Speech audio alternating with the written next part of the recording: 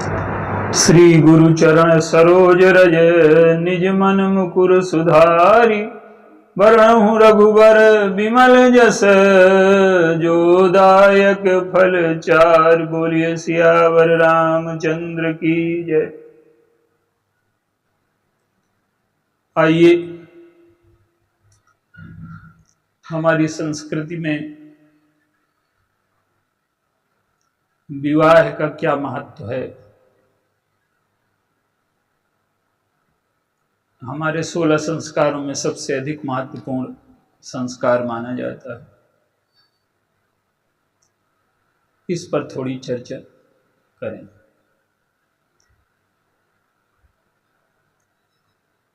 भगवान राम के विवाह के बारे में गोस्वामी जी कहते हैं कि श्री रघुवीर विवाह जैस प्रेम गाँव सुने।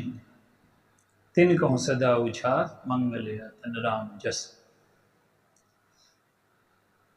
भगवान राम का विवाह जो गाएंगे, सुनेंगे, कहेंगे, उनके जीवन में उत्साह रहेगा, मंगल रहेगा।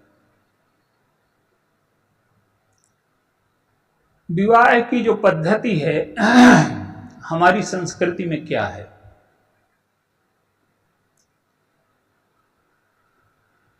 दशरथ जी के जो 3 विवाह हुए उसमें एक विवाह कैके देश में हुआ। वो विवाह जो है समस्या पैदा करता है। क्यों? कि वह विवाह समझौते का विवाह है।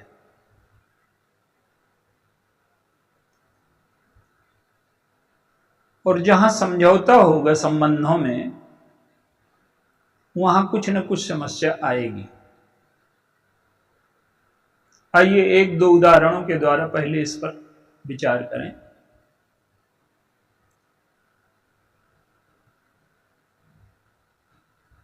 घटनाओं को देखने की जो दृष्टि है, शास्त्र की दृष्टि और हमारी दृष्टि में अंतर है। हम घटनाओं को वहां से देखते हैं जहां से वो दिखाई देना शुरू होती है, और शास्त्र घटनाओं को वहां से देखता है जहां से वो जन्म लेती है। आप देखिए, किसी का झगड़ा हो गया आज, वो लगता है कि आज क्रोध आया, आज झगड़ा हुआ, जबकि ये बात सच नहीं है। सच क्या है कि इस घटना की नींव बहुत पहले पड़ चुकी थी। कभी उनमें विवाद हुआ आपस में, दोनों ने मन में बना लिया या एक ने मन में बना लिया कि हमें इन्हें हानि पहुंचानी है।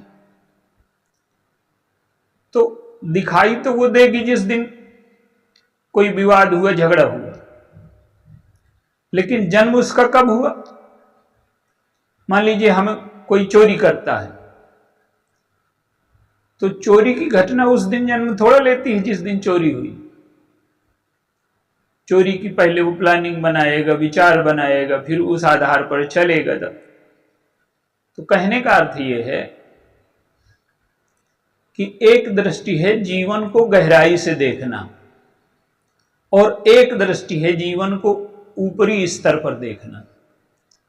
तो शास्त्र हमारे जीवन को बहुत बारीकी से, बहुत गहराई से देखते हैं।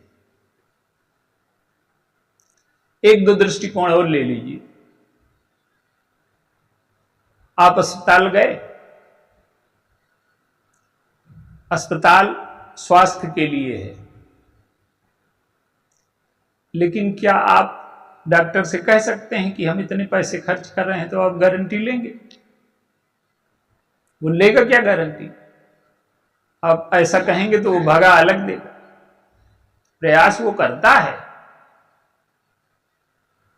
एक दृष्टिकोण ये है। एक दृष्टिकोण ये है कि आज हम राजनैतिक दृष्टिकोण से सोचने के आदी होते जा रहे हैं। लोकतंत्र की ये बड़ी भयावह स्थिति है। जैसे एक अस्पताल है, हम उसके पक्ष में खड़े हो जाएं, उसके विपक्ष में खड़े हो, राजनीति में यही हो रहा है, अच्छी चीजों के भी पक्ष विपक्ष में लोग हैं।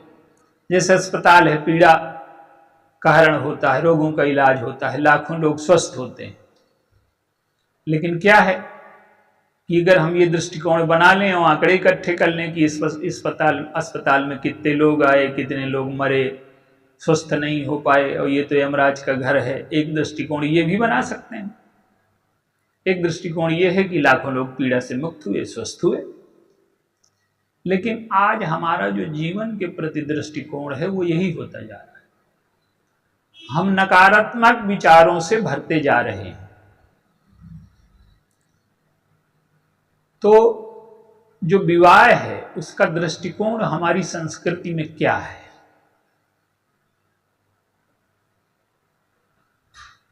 विवाह जीवन के लिए अति महत्वपूर्ण, और हम उसको शुभ विवाह लिखते हैं। विवाह शुभ कैसे बनेगा? व्यापार से बुद्धि के स्तर पर निर्णय करके अगर हम विवाह करेंगे तो विवाह तो है, पर वो शुभ विवाह नहीं होगा। आप दो विवाह देखिए, दशरथ जी का कैकेय देश में और शांतनु का। इन दोनों विवाहों में क्या है? इन दोनों विवाह में शर्त है, और जीवन में कोई शर्त नहीं होती। और जो जीवन शर्तों पर, व्यवसायिक आधार पर संबंधों को भी हम व्यवसाय में बदल देंगे तो जीवन समस्याओं से घिर जाएगा।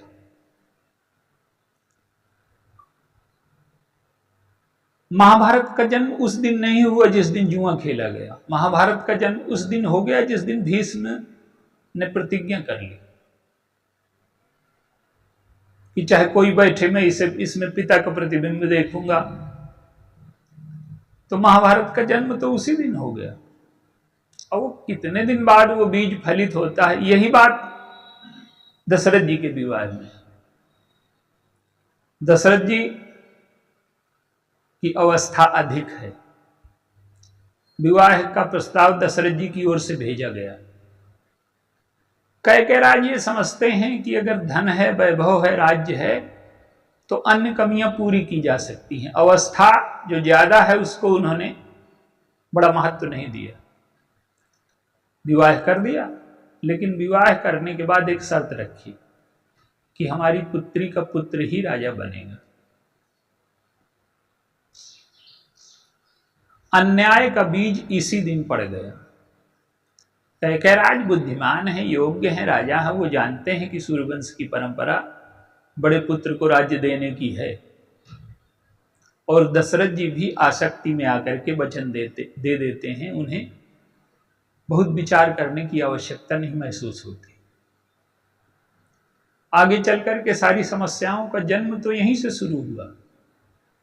घटना लगता है कि वनवास की तब घटी, घटना वनवास की इसी दिन घट गई। क्यों? कि आपकी परंपरा चाहे जो हो, हमें महत्व दीजिए, हम जो चाहें वो होगा। आपकी परंपरा चाहे सही हो चाहे गलत, वो हमारे कहने से बदल जाए। तो जब विवाह में ये बात आती है कि हमारा महत्व अधिक हो और हमारे कहने से सब चीजें हों और केवल हमको सुख मिले और हमारी शर्तें मानी जाएं, ये विवाह जीवन में समस्याएं खड़ी करता है। विवाह दशरथ जी के और भी हैं। कौशल्या जी का विवाह हुआ, सुमित्रा जी का विवाह हुआ। वहां क्या है? वहां समझौता नहीं है, एग्रीमेंट नहीं है, वहां समर्पण है। और हमारी संस्कृति में विवाह समर्पण है। जब दो व्यक्ति मिलकर के एक हो जाएं, दो न रह जाएं, उनका व्यक्तित्व इतना जुड़ जाए कि उनकी परिभाषाएं अलग हो जाएं। आप देखिए हमारी संस्कृति में क्या है कि विवाह होने के बाद पति के जो रिश्ते हैं वही सारे पत्नी के रिश्ते हो जाते हैं, वही मामा, वही चाचा। तो ये जो अंतःकरण की प्रगाढ़ता है पति पत्नी की, एक दूसरे के प्रति प्रेम चिंतन। तो हमने क्या किया कि विवाह को वासना और उपासना दोनों से जोड़ा। अब देखिए हमारी संस्कृति में क्या है, बच्चे को या पुत्री को एक बात सिखाई जाती है कि तुम्हारा विवाह जहां होगा, तो धीरे धीरे ये क्या है, वासना को नियंत्रित करने का तरीका, वासना को पवित्र बनाने का तरीका। जिसके साथ विवाह होगा उसी के साथ तुम्हारे काम संबंध होंगे, तो वो एक दिशा बनती जाती है। काम को अनियंत्रित गति नहीं प्राप्त होती। और जब समर्पण हो जाता है विवाह में, तो एक प्रमुख तत्व हो जाता है।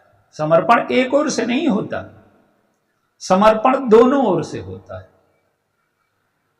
समर्पण का अर्थ क्या है कि आपको जो अच्छा लगेगा, आप जिससे प्रसन्न होंगे, आपकी जो प्रसन्नता है वो हमारे जीवन का लक्ष्य होगा। और पति के लिए भी यही है। रामचरितमानस में दोनों के लिए कोई अलग अलग मापदंड नहीं है, एक ही मापदंड है। क्या?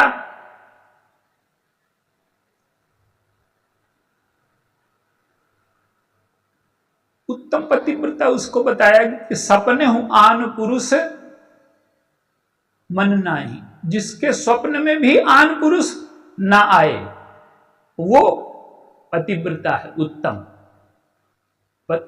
पतिव्रताओं के भी कई स्तर बताए गए। यही बात पुरुष के लिए लागू है। मोहि अतिशय प्रतीत मन केरी, और सपने हूं जेहि पर नारी न हेरी। स्वप्न में जिसका पर स्त्री की ओर मन नहीं गया, यह संबंधों की प्रगाढ़ता है। जीवन व्यवसाय नहीं है, समर्पण है। आप जीवन को कहां से शुरू करते हैं? अभी प्रारंभ में जो चर्चा चली थी कि झगड़े की शुरुआत उस दिन नहीं हुई जिस दिन मारपीट हुई, झगड़े की शुरुआत उस दिन हुई जिस दिन विवाद हो गया था। चोरी की शुरुआत उस दिन नहीं हुई जिस दिन दिखाई दी। किसी की घटना, किसी की हत्या है, लोभ है, चोरी है, ये जितनी घटनाएं घटती हैं ये मन में पहले घट चुकती हैं।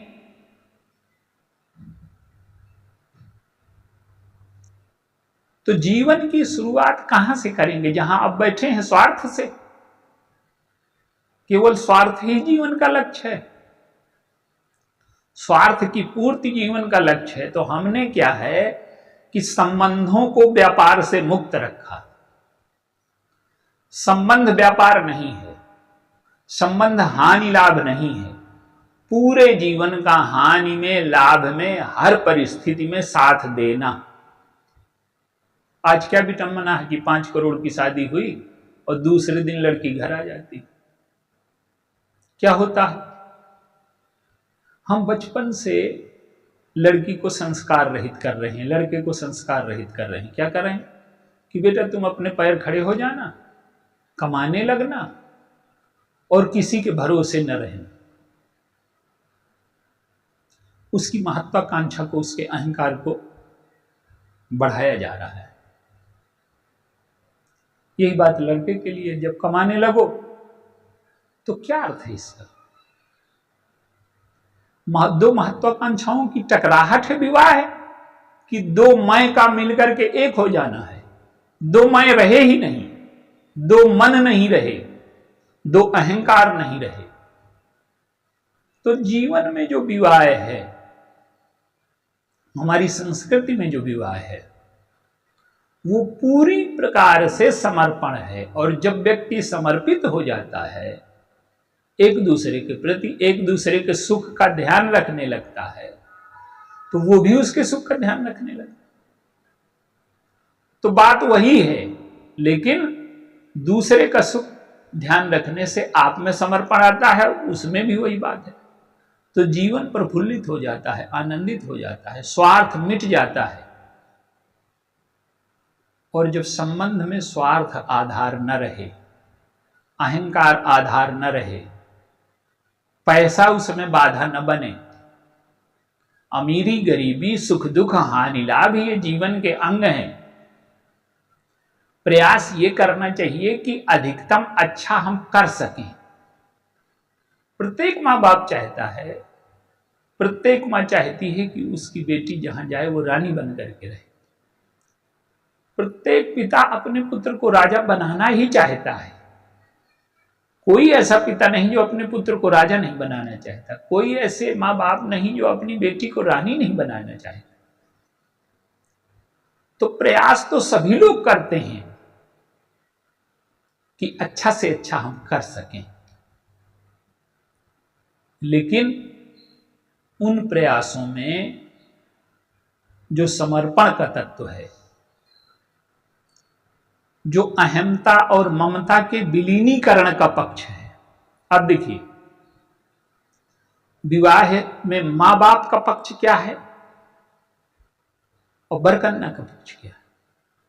मां बाप का पक्ष यह है कि मां बाप के लिए कन्या का विवाह क्या है। हमारे यहां संस्कृति में क्या है कि जो देने वाला है वो कन्या पक्ष है, जो लेने वाला है वो वर पक्ष है। तो देने वाला पक्ष हमेशा बड़ा माना जाता है, लेने वाला छोटा माना जाता है। लेकिन हमारे यहाँ की परंपरा है कि देने वाला लेने वाले के पैर छूता है। क्या कि हम दान तो दे रहे हैं पर अहंकारी ना हो जाए। तो अहंकार को मिटाने के लिए लेने वाले से झुकना है, और जो दे रहे हैं ममता का दान है। पुत्री हमारी है, आज से आपकी हो गई। आप देखिए रामायण में क्या है। जनक जी जब अपनी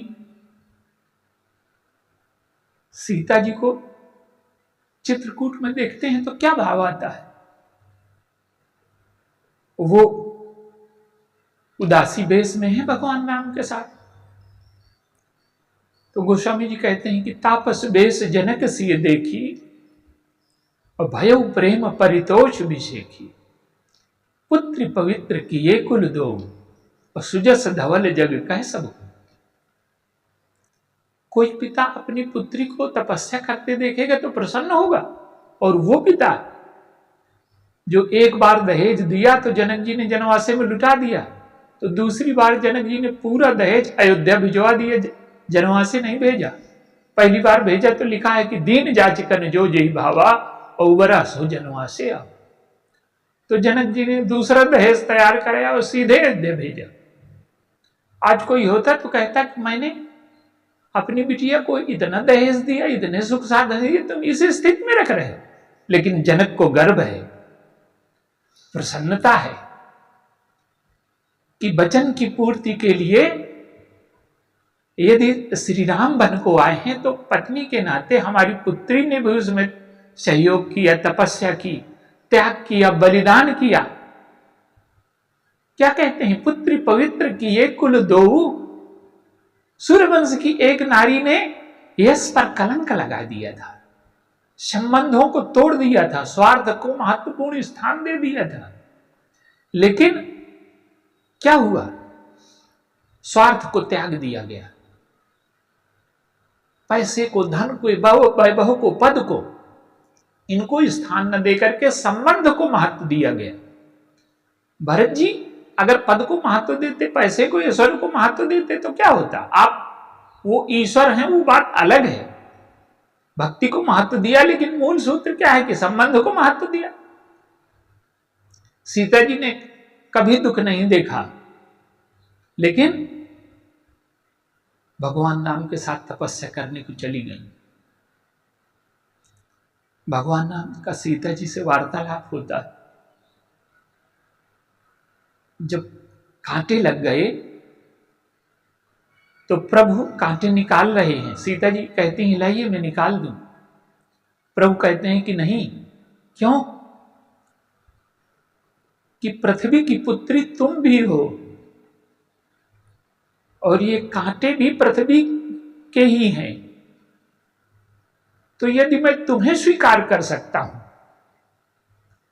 तो इन कांटों को अस्वीकार कर दूं?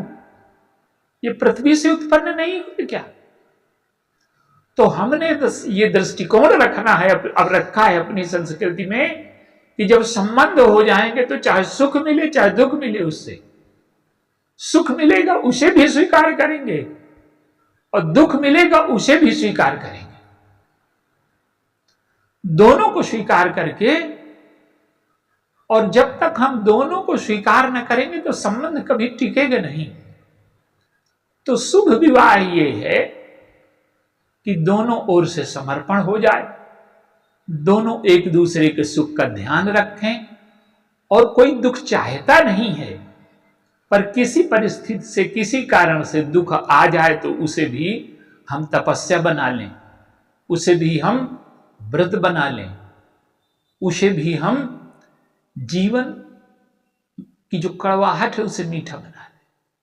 तो संबंध हमारी संस्कृति में विवाह शुभ तभी है जब वो सुख दुख हानि लाभ हर परिस्थिति में एक समान जैसा अंतःकरण रहे, एक दूसरे के प्रति समर्पण रहे, एक दूसरे के सुख का ध्यान रहे, और वो केवल व्यक्तिगत नहीं है,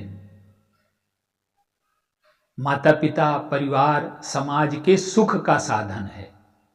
जब विवाह हमारे व्यक्तिगत सुख का साधन हो जाएगा और समाज से कट जाएगा तो विवाह स्वार्थ के लिए होगा और समाज के लिए उतना महत्वपूर्ण नहीं रहेगा। तो हमने विवाह को धर्म से जोड़ा, समाज की सेवा से जोड़ा, पितरों के ऋण से जोड़ा। यज्ञ बिना पत्नी के नहीं हो सकता, दोनों साथ बैठेंगे तब होगा। तो माने विवाह समाज की सेवा का माध्यम है, व्यक्तिगत सुख का माध्यम है, और जीवन में धर्म प्रदान करके, प्रेम की ओर ले जा करके, भक्ति की ओर ले जा करके जीवन को पूर्णता प्रदान करने का भी साधन है। इसलिए हम विवाह में पत्नी को धर्म पत्नी कहते हैं। उसके बिना कोई धर्म का कार्य पूरा नहीं होता। तो मैंने कहने का अर्थ है कि हमारे विवाह की संपूर्णता ये है हमारी संस्कृति में कि सुख दुख हानि लाभ एक दूसरे के सुख का ध्यान रखना और दूसरे के लिए अपने मैं को मिटा देना। आज सबसे बड़ी समस्या जो है अपना सुख और अपना मैं है। और अगर हम विवाह में दूसरे के सामने अपने मैं को नहीं मिटा देते और दूसरे के सुख के लिए अपने सुख को नहीं मिटा देते तो वो विवाह कभी शुभ विवाह नहीं हो सकता। बोलिए सियावर रामचंद्र।